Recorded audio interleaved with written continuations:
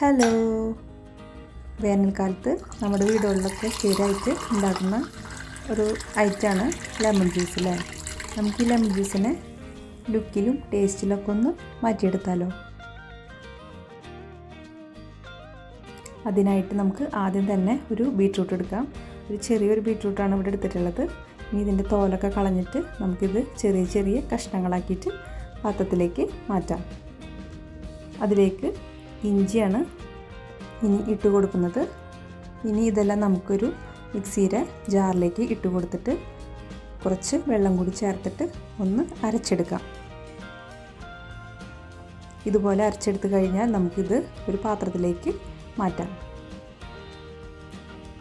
ഇത് പാത്രത്തിലേക്ക് ഇട്ട് കൊടുത്തതിന് ശേഷം നമുക്ക് ജ്യൂസ് ഉണ്ടാക്കാനായിട്ട് ആവശ്യത്തിനുള്ള വെള്ളം ഒഴിച്ചു കൊടുക്കാം. 4 ഗ്ലാസ് വെള്ളമാണ് ഞാനിവിടെ ഒഴിച്ചു കൊടുത്തിട്ടുള്ളത്.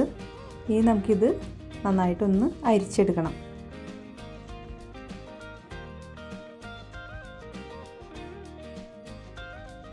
ഇത് അരിച്ച് കഴിയുമ്പോൾ നല്ല റെഡ് കളറിലുള്ള വെള്ളമാണ് നമുക്ക് കിട്ടുക. ഈ വെള്ളത്തിലാണ് നമ്മളിനി നാരങ്ങ വെള്ളം തയ്യാറാക്കാൻ പോണത്. അതിന് വേണ്ടിയിട്ട് ഒരു നാരങ്ങ എടുത്തിട്ടുണ്ട്.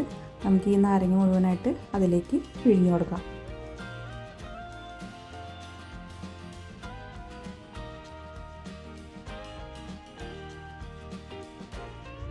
നാരങ്ങ പിഴിഞ്ഞു കൊടുത്തതിന് ശേഷം നമുക്കിതിലേക്ക് ആവശ്യത്തിനുള്ള പഞ്ചസാര ചേർത്ത് കൊടുത്തിട്ട് നന്നായി ഇളക്കിയെടുക്കാം.